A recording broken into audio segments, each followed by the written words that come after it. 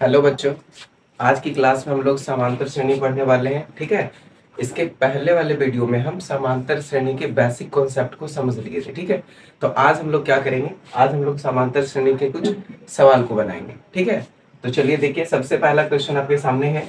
क्या है कि जांच कर बताइए कि निम्नलिखित में कौन कौन समांतर श्रेणी में है और समांतर श्रेणी में होने की दशा में आगे के 3 पद निकालें। मतलब कि पहले तो आपको ये इसमें जांचना है कि ये समांतर श्रेणी में है या नहीं है, और दूसरा कि यदि समांतर श्रेणी में है तो आगे का 3 पद क्या होगा वो आपको निकालना है। ठीक है, तो चलिए देखते हैं। तो सब समांतर श्रेणी में अगर है या नहीं है, इसके लिए हम बताए थे क्या करना है आपको, कि ये दूसरे पद में से पहले पद को हम घटाते हैं। ठीक है, तो देखिए यहाँ पर a2 माइनस a1 का मान निकालिए। तो यहाँ पर a2 यानी कि दूसरा पद कितना है आपका 4 माइनस a1 कितना है 2। तो 4 में से 2 को यदि हम घटा दिए तो क्या बच गया हमारा 2। फिर यहाँ पर a3 में से आपको घटाना है a2 को। तो चलिए देखिए, यहाँ पर a3 का मान क्या है, a1 a2 a3, 8 माइनस 4, या क्या बच गया 4। फिर हम देखते हैं कि a4 में से घटाना पड़ेगा हमको a3 को। तो a4 1 2 3 4, ये 4, a4 की जगह पर क्या है 16 माइनस a3 की जगह पे 8, तो ये हमारा बच गया 8। तो आप देख लीजिए, यही 2-3 टर्म में ही आपको पता लग रहा है कि ये हमारा सारा टर्म यहाँ पर घटाने के बाद इसका जो सार अंतर है वो सार अंतर हमारा क्या आना चाहिए था, बराबर आना चाहिए था, लेकिन यहाँ पर ऐसा नहीं है। तो लिखेंगे यहाँ a2 minus a1 is not equal to a3 minus a2 is not equal to a4 minus a3। तो इसलिए से यहाँ पर इसका सारवंतर बराबर नहीं है, अतः ये समांतर श्रेणी में नहीं है। ठीक है, तो यहाँ पर लिखेंगे अतः यह समांतर श्रेणी में, अतः यह समांतर श्रेणी में नहीं है। ठीक है, ये हमारा समांतर श्रेणी में नहीं हुआ। इसी प्रकार देखिए दूसरा सवाल हमारे सामने है। तो दूसरा सवाल इसमें भी क्या करेंगे, पहले मान निकालेंगे a2 माइनस a1 का। तो a2 यहाँ पर क्या है, देखिए a2 के जगह पे a1 a2 के जगह पे -6 है, तो -6 और बीच में हमारा माइनस साइन है, तो माइनस, और फिर a1 का मान रखना है। a1 का मान कितना है -10, ये देखिए -10, तो हमारा क्या आ गया -6 और माइनस माइनस +10 इक्वल टू, अब -6 में से +10 करेंगे तो क्या हो जाएगा, हमारा केवल बचेगा 4। फिर उसी प्रकार आगे देखिए a3 माइनस a2, तो a3 का यहाँ पर मान क्या है a1 a2 a3 -2, ये बीच वाला माइनस, और a2 का मान क्या है -6, तो इसको भी देखिए -2 माइनस माइनस +6 इक्वल टू, ये भी हमारा बच गया 4। फिर अगला टर्म 4 टर्म है यहाँ पर ना, तो यहाँ पर a4 minus a3 equal to, तो a4 का मान कितना है, a4 का मान है 2 माइनस, और a3 का मान कितना है a1 a2 a3 -2, तो यहाँ पर क्या हो जाएगा 2 माइनस माइनस +2 बराबर 4। तो यहाँ पर देखिए कि यहाँ पर जो हमारा सार अंतर आ रहा है वो प्रत्येक स्थिति में क्या है बराबर, यहाँ भी 4 यहाँ भी 4 यहाँ भी 4। और अगर हम बताए थे कि अगर a2 माइनस a1 बराबर हो जाए a3 माइनस a2 के, और इसी तरीके से सारे टर्म बराबर हो जाए, तो क्या ये हमारा समांतर श्रेणी में होगा। ठीक है, तो लिखेंगे यहाँ पर, यहाँ क्या हो रहा है a2 माइनस a1 बराबर हो जा रहा है a3 माइनस a2 के बराबर, फिर यहाँ पर a4 माइनस a3, ये सारे बराबर है, अतः हम बोल सकते हैं कि यहाँ पर जो दिया गया श्रेणी है ये हमारा समांतर श्रेणी में है। ठीक है, ये हमारा समांतर श्रेणी में है। और अब अगर ये समांतर श्रेणी में है तो इसका आगे का हमको 3 पद निकालना है। ठीक है, क्योंकि क्वेश्चन में लिखा गया है कि समांतर श्रेणी होने की दशा में आगे के 3 पद निकालना है, तो ये तो नहीं था हमारा, तो कोई दिक्कत नहीं, यहाँ पर लिख दिए समांतर श्रेणी में नहीं है। लेकिन यहाँ पर क्या है कि ये तो समांतर श्रेणी में है, तो हम देखेंगे यहाँ पर कि क्या हमारा a2 माइनस a1 का जो मान आया है ये 4 आया है, यानी जो सार अंतर आया है प्रत्येक स्थिति में 4 अब क्या हो रहा है, बढ़ रहा है, 4 बढ़ रहा है। तो यहाँ पर हम अगले 3 पद को लिखने के लिए क्या करेंगे, देखिए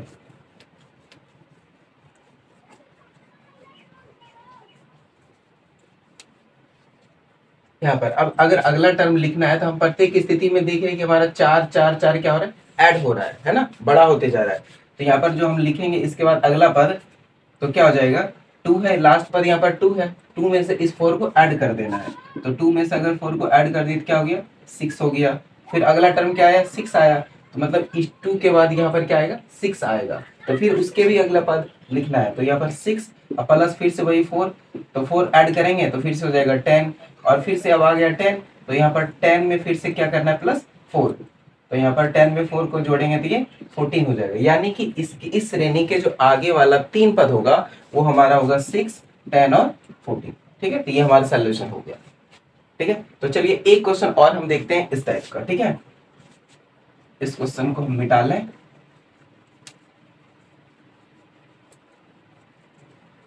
देखिए एक क्वेश्चन, तीसरा नंबर क्वेश्चन है,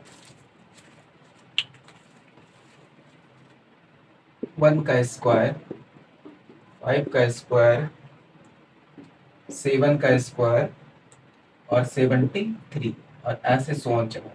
ठीक है, तो यहाँ पर क्या करना है, सिंपल वही फंडा है, क्या हमको चेक करना है, तो चेक करने के लिए दूसरे पद में से पहले पद को घटाएंगे। तो दूसरा पद का यहाँ पर क्या मान है, 5 का स्क्वायर, तो 5 का स्क्वायर माइनस a1 का मान कितना है, 1 का स्क्वायर, इसको हम घटा के देखेंगे तो 5 का स्क्वायर 25 माइनस 1 इक्वल टू 24।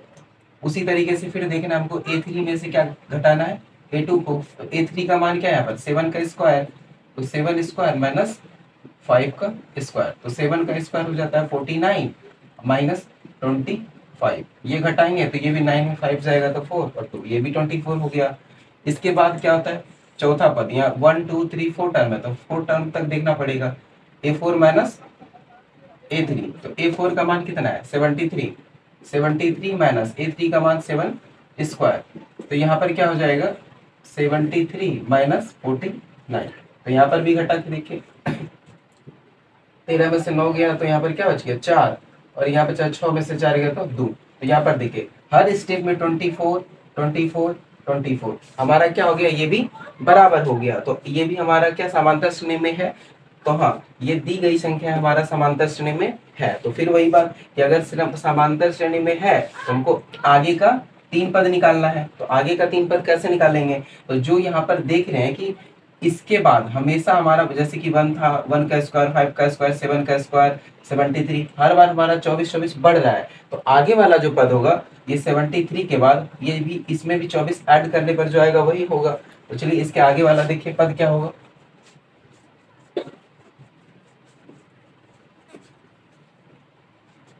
तो लास्ट टाइम यहाँ पर 73 तक था, तो 73 में से हमको क्या आया, सारवंतर इसका 24, तो इसको ऐड किए तो क्या हो जाएगा 7 3 4 3 7 और 7 2 9, 97, यानी कि इसका अगला टर्म जो होगा 97 होगा। और 97 के बाद फिर क्या होगा, तो इसी 97 को लाएंगे और इसमें से फिर 24 को ऐड करेंगे, तो 7 4 11, 9 2 11 12, यानी कि 121 हो जाएगा। फिर इसी 121 में आपको क्या करना है, 24 को फिर से ऐड करना है, तो 4 1 5 2 2 4 और 145। तो हमारा आगे का जो 3 पद होगा वो हमारा 97 121 और 145 होगा। तो ये इस तरीके से ये क्वेश्चन हमारा 1 नंबर सॉल्व होता है। ठीक है, तो इसमें से एक क्वेश्चन हम देते हैं आपको जो कि आपको खुद करना है। ठीक है, तो एक हम यहाँ पर क्वेश्चन दे रहे हैं और इस क्वेश्चन का आंसर आपको कमेंट में करना है। ठीक है, ये समांतर श्रेणी में है या नहीं है, और अगर है तो इसका 3 पद आगे का क्या होगा, 91 59 67 और 75 100। इस क्वेश्चन को बताना है आपको कि ये समांतर श्रेणी में है या नहीं है। ठीक है, तो चलिए हम दूसरा क्वेश्चन की ओर बढ़ते हैं। ठीक है, ये है हमारा दूसरा क्वेश्चन। ठीक है, तो दूसरा क्वेश्चन देखिए क्या कह रहा है कि यदि x + 2 3x और 4x + 1 समांतर श्रेणी में हो तो x का मान ज्ञात करिए। तो हमको पहले से बोल रहा है कि ये प्रथम पद, द्वितीय पद, तृतीय पद, यानी कि ये तीनों पद, ये तीनों संख्याएं जो है समांतर श्रेणी में है। तो हमको क्या करना है कि x का मान ज्ञात करना है। तो आप जानते हैं कि अगर कोई भी संख्या है अगर समांतर श्रेणी में है ना, तो आपका क्या होगा कि उसका जो सार अंतर होता है वो सार अंतर क्या होता है, आपस में बराबर होता है। तो यहाँ पर चूंकि दी गई संख्याएं क्या है, समांतर श्रेणी में, समांतर श्रेणी में है। अगर समांतर श्रेणी में है तो आप क्या करेंगे, तो आप क्या जानते हैं कि A2 माइनस A1 बराबर होना चाहिए A3 माइनस A2 होना चाहिए नहीं, क्योंकि हम जानते हैं कि यदि कोई भी संख्याएं समांतर श्रेणी में है तो उसका जो सार्वंतर होगा वो आपस में बराबर होगा। तो यहाँ पर A2 का मान क्या होगा, ये पहला पद है, ये दूसरा पद है, ये तीसरा पद, तो A2 का मान 3x हुआ, तो यहाँ पर 3x माइनस A1 यानी कि पहला पद, A1 का मान है x प्लस 2 और बीच में इक्वल टू A3 का मान क्या है, यानी तीसरा पद का 4x प्लस 1। ठीक है, तो ये हुआ हमारा तीसरा पद माइनस दूसरा पद का मान है 3x। बस इसको अब सॉल्व कर लीजिए, तो यहाँ पर क्या हो जाएगा 3x माइनस x और ये माइनस और ये प्लस, माइनस हो गया 2 equal to 4x minus 4x plus 1 और ये माइनस 3x। ठीक है, तो यहाँ पर देखिए 3x में से यदि आप एक x को घटाते हैं तो आपका बचता है 2x माइनस 2 बराबर 4x में से अगर 3x जाएगा तो केवल x बच जाएगा, x प्लस 1, और x वाले को आप एक तरफ कर लीजिए। ठीक है, तो क्या हो जाएगा 2x माइनस x बराबर ये रहा 1 और ये माइनस उधर जाकर के क्या हो जाता है प्लस 2। तो 2x में से अगर एक x घट जाएगा तो x बराबर 1 और 2, 2 1 3, तो आपका x का वैल्यू आ गया 3, यही आपका आंसर हो गया। ठीक है, तो ये आपका आंसर हो गया। चलिए अब हम तीसरी सवाल पर चलते हैं। ठीक है, देखिए ये है हमारा तीसरा सवाल। ठीक है, तो तीसरा सवाल में क्या कह रहा है कि यदि A 2B और C समांतर श्रेणी में हो, मतलब कि हमको तीन संख्याएं दिया गया है और ये तीनों आपस में यानी कि समांतर श्रेणी में है, तो सिद्ध करना है कि इतना बराबर इतना। ठीक है, तो पहले तो ये देख लेते कि ये तीनों हमारा अगर समांतर श्रेणी में है तो समांतर श्रेणी के नियम से हम जानते हैं कि उसका जो सार्वंतर होगा बराबर होगा, यानी कि यहाँ पर लिखते हैं चूंकि A 2B और C समांतर श्रेणी में है, समांतर श्रेणी में है, तो इसलिए क्या हो जाएगा, इसलिए A2 माइनस A1 बराबर होगा A3 माइनस A2। ये होगा, तो चलिए देखिए A2 का मान क्या है, A1 A2 A3, तो A2 का मान है यहाँ पर 2B माइनस A1 का मान है A बराबर A3 का मान है C माइनस A2 का मान क्या है 2B। तो यहाँ पर देखिए इस साइड भी 2B है, इस साइड भी 2B है, तो 2B को एक तरफ कर लेते हैं 2B, और ये अगर इधर आएगा तो प्लस हो जाएगा 2B इक्वल टू ये हो जाएगा C और माइनस इधर जाकर के हो जाएगा प्लस A, तो 2 प्लस 2 यानी कि 4B equal to C plus A। तो चलिए यहाँ से हमारा आ चुका है 4B बराबर C प्लस A। तो हमको यहाँ पर देखना है कि ये दोनों क्या होगा, आपस में बराबर होगा है ये ना। तो इसको चलिए हम सॉल्व करके देखते हैं। तो इसको यदि हम सॉल्व करेंगे तो क्या हो जाएगा 4 into 4B square minus AC बराबर A माइनस C का होल स्क्वायर, यही है। इसको सॉल्व करते तो 4 से ये गुना हो जाएगा, तो 4 4 चौके 16B स्क्वायर माइनस 4 गुना AC 4AC बराबर, देखिए ये हमारा A माइनस बी के होल स्क्वायर पर है सूत्र पे। ठीक है, तो इसको क्या लिख सकते हैं, A माइनस सी का अगर होल स्क्वायर है तो A square minus 2AC plus C का होल स्क्वायर, इसको यदि हम तोड़ेंगे तो A square minus 2AC plus C square हो जाएगा। तो यहाँ पर देखिए कि इस तरफ भी हमारा AC है और इस तरफ भी AC है, तो AC को हम एक तरफ कर लेते हैं, तो क्या हो जाएगा 16B स्क्वायर बराबर A square minus 2AC plus C square, और ये इधर जाकर के क्या हो जाएगा, माइनस है तो ये प्लस 4AC हो जाएगा। अब इधर हो जाएगा 16B स्क्वायर बराबर A स्क्वायर, देखिए यहाँ पर माइनस 2AC है और ये प्लस 4AC है, तो प्लस वाला बड़ा है तो प्लस साइन, और 4 में से 2 अगर घट जाएगा तो 2AC और प्लस C स्क्वायर। तो यहाँ पर लिखेंगे आगे 16B स्क्वायर बराबर, ये देखिए तो A square plus 2AC plus C square है, तो इसको हम A प्लस C का होल स्क्वायर लिख सकते हैं क्या, लिख सकते हैं। और ये 16B स्क्वायर को 4B का होल स्क्वायर लिख सकते हैं बराबर A प्लस C का होल स्क्वायर, तो स्क्वायर स्क्वायर दोनों तरफ का कैंसिल, तो यहाँ पर क्या आ गया 4B बराबर ए प्लस सी। और आप यहाँ पर देख लीजिए कि 4b का वैल्यू क्या है, सी प्लस ए, और यहाँ भी हमारा सी प्लस ए या ए प्लस सी आ गया है, तो आप 4b का वैल्यू लिख सकते हैं सी प्लस ए, यानी कि सी प्लस ए बराबर सी प्लस ए। हमारा ये दोनों क्या हो गया, बराबर। तो हमको ये दोनों का मान बराबर सिद्ध करना था। ठीक है, तो चलिए 3 नंबर के बाद हम 4 नंबर क्वेश्चन की ओर बढ़ते हैं। ठीक है, देखिए ये हमारा 4 नंबर क्वेश्चन है। क्या कह रहा है, ये कह रहा है कि किसी अनुक्रम का nवां पद 4n-2 है। ठीक है, तो पूछ रहे हमसे कि क्या अनुक्रम समांतर श्रेणी में है, और अगर समांतर श्रेणी में है तो उसका 8वां पद ज्ञात करना है। ठीक है, यानी कि nवां पद हमको दिया हुआ है, यानी दिया गया है, क्या दिया गया है, दिया गया है nवां पद। nवां पद का मतलब यानी कि tn, यानी कि अगर मान लीजिए कि हम t1 लिख रहे हैं तो इसका मतलब पहला पद, यदि हम t2 लिख रहे हैं तो इसका मतलब दूसरा पद। तो यहाँ पर हमको nवां पद दिया गया है, इसीलिए हम लिखे tn। ठीक है, तो tn बराबर क्या हो जाएगा, 4n-2, ये हमको दिया गया है।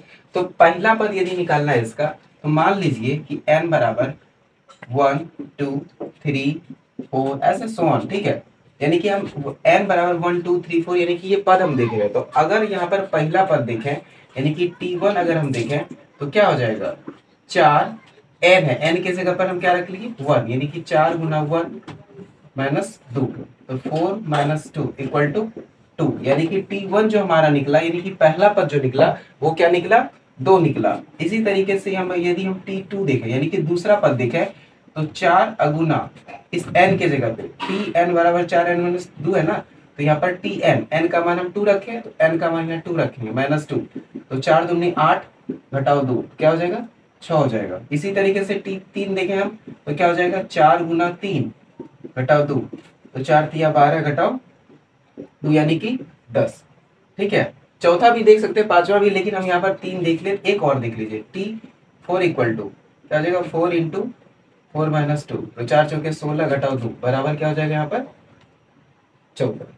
तो यहाँ पर जो हमारा जो संख्याएं आया है 2 4 2 6 10 14। ठीक है, तो इसको चेक करने की समांतर श्रेणी में है कि नहीं, तो समांतर श्रेणी में चेक करने के लिए हम क्या करते हैं कि दूसरे पद में से पहले को घटाते हैं, तीसरे में दूसरे को घटाते हैं, चौथे में तीसरे को घटाते हैं, और ये अगर सारा सारवंतर अगर बराबर आ जाए तो हम समझ लेते हैं कि संख्याएं क्या है, समांतर श्रेणी में है। तो चलिए देखते हैं समांतर श्रेणी में है या नहीं। इसके लिए क्या करेंगे, a2 माइनस a1 का मान निकालेंगे। a2 का मतलब यहाँ हुआ दूसरा पद, और यहाँ a2 का मान यानी t2 ये भी है दूसरा पद, तो t2 का मान कितना निकला है 6, यानी कि हमारा अगर यहाँ पर देखें तो जो संख्याएं बन रहा है ये 2 6 10 14 इस तरीके से हमारा संख्याएं आगे जाएगा। तो इसमें से a2 का मान क्या हो गया, 6, तो 6 माइनस a1 का मान 2, तो ये हो गया 4। उसी तरीके से फिर देखें a3 में से अगर a2 तीसरे पद में से दूसरे पद को घटाए, यानी कि 10 में से 6 को घटाएंगे तो क्या हो जाएगा 4, फिर चौथे पद में से तीसरे को अगर घटाएंगे क्या हो जाएगा 14 माइनस 10 4, तो यहाँ पर हमारा क्या आ गया, सारवंतर सारा बराबर हो गया। तो लिखेंगे क्या, लिखेंगे कि ये जो दी गई संख्याएं हैं, यानी लिख दीजिए कि दी गई संख्याएं समांतर श्रेणी में है। तो पहला तो हमारा बन गया, पूछ रहा था कि क्या अनुक्रम समांतर श्रेणी में है, तो हमारा संख्याएं तो अनुक्रम जो था वो हमारा समांतर श्रेणी में हो गया। लेकिन बोल रहा है कि यदि होगा तो उसका 8वां पद ज्ञात करना है। जैसे कि आप यहाँ पे t1 पहला पद ज्ञात किए, t2 दूसरा पद ज्ञात किए, t3 तीसरा ज्ञात किए, इसी प्रकार 8वां पद ज्ञात करना है। तो सीधा t8वां पद अगर ज्ञात करना है तो आपका क्या दिया हुआ 4n-2, यानी कि 4 मल्टीपल n का मान क्या 8 माइनस 2, तो 8 चौके 32 घटाओ 2, तो 32 में अगर 2 घटाएंगे क्या बचेगा 30, यानी कि हमारा 8वां पद जो होगा वो हमारा 30 आएगा। ये आंसर होगा। ठीक है, तो हमारे 4 नंबर कंप्लीट हो गया। तो अब हम अगला क्वेश्चन देखते हैं, क्वेश्चन नंबर 5। ठीक है, ये हमारा 5वां नंबर क्वेश्चन। क्या कह रहा है 5वां नंबर क्वेश्चन, देखिए कह रहा है कि श्रेणी -40 -15 10 35। ठीक है, ये हमारा श्रेणी है का 10वां पद निकालना है। मतलब हमको श्रेणी दिया गया है और इसका क्या करना है 10वां पद निकालना है। तो कैसे निकालेंगे, तो पहले आपको दिया क्या क्या है देख लीजिए। तो पहले हम लिखेंगे दिया गया है दिया गया है। क्या क्या दिया गया? -40, यानी कि ये पहला पद है, ये दूसरा पद, तीसरा पद, चौथा पद, इस तरीके से 100 दिया गया है। हमको 10वां पद निकालना है, तो दिया गया पहला पद। पहला पद को हम क्या बोलते हैं? ए बोलते हैं, प्रथम पद, यानी ए का मान दिया हुआ -40। आपको सूत्र एक बताए थे ना कि Tn बराबर a plus n-1 into D, जहाँ की Tn जो हुआ था वो अंतिम पद इसको बोले थे, a को हम प्रथम पद बोले थे, n को हम क्या बोले थे? उसका जो संख्या बोले थे, पद का संख्या बोले थे, और डी इसका क्या था? सार अंतर था। तो अब हम इसी का इस्तेमाल करेंगे। तो ए का मान यहाँ पर -40 आ गया, और यदि आपको डी निकालना है तो डी का मान कैसे निकालते हैं? तो डी यानी सार अंतर, यानी कि दूसरे पद में से पहले पद को घटा लीजिए तो भी डी आएगा, या तीसरे पद में से दूसरे को घटाइए तो भी डी आएगा। तो डी का मान यदि हम देखें a2 माइनस a1 बराबर -15, और यहाँ बीच में माइनस माइनस, और a1 का मान कितना है? -40। तो क्या हो जाएगा? -15 और माइनस माइनस प्लस 40। ठीक है, तो यहाँ पर क्या हो जाएगा? ये अगर घट जाएगा, यानी कि 40 में से 15 घटाएंगे तो क्या बच जाएगा हमारा? 25, यानी कि आपका जो डी का मान निकला वो 25 निकला है। तो आपका ए मालूम हो गया, डी मालूम हो गया, और क्या पूछा है? 10वां पद, यानी कि एन का मान आपको दिया गया है 10, है ना? एन का मान दिया गया 10, तो 10वां पद पूछा है, यानी कि टी एन के जगह पे यानी कि T10 जो होगा वो आपका क्या होगा, ये आप हमको ज्ञात करो। ठीक है, तो बस यही करना है, इस सूत्र का इस्तेमाल करना है यहाँ पर। क्या? Tn बराबर a plus n-1 into D. तो यहाँ पर देख लीजिए Tn यानी n का मान 10 रखना है, a कितना आपने दिया हुआ क्वेश्चन में? -40 प्लस n का मान 10 -1 गुना डी का मान हम कितना निकाले? डी का मान निकाले 25, तो डी का मान 25। तो क्या हो जाएगा? T10 बराबर -40 प्लस n में से, ये 10 में से अगर एक घटेगा तो क्या बचेगा? 9, और गुना में इधर है 25, तो बराबर -40 प्लस 25 गुना 9, 9 25 45, 5 बाकी 4, 9 दूनी 18, 4 22, यानी कि 225 हो जाएगा। और 225 में से आप अगर 40 घटाएंगे तो ये 5 और 18, 22 में से 4 जाएगा 18, यानी कि आपका T10 यानी 10वां पद जो होगा वो 185 आएगा। जिस तरीके से यहाँ पर देखें कि पहला पद -40 है, दूसरा -15 है, तीसरा 10 है, चौथा 35 है, इसी तरीके से 5वां 6वां 7वां 8वां आगे जाएंगे ना, तो जो 10वां पद होगा हमारा वो कितना होगा? 185 होगा। ये आंसर होगा। ठीक है, तो आज की क्लास में हम 5 नंबर तक सॉल्व किए क्वेश्चन को, नेक्स्ट क्लास में हम 5 नंबर से आगे सॉल्व करेंगे। ठीक है।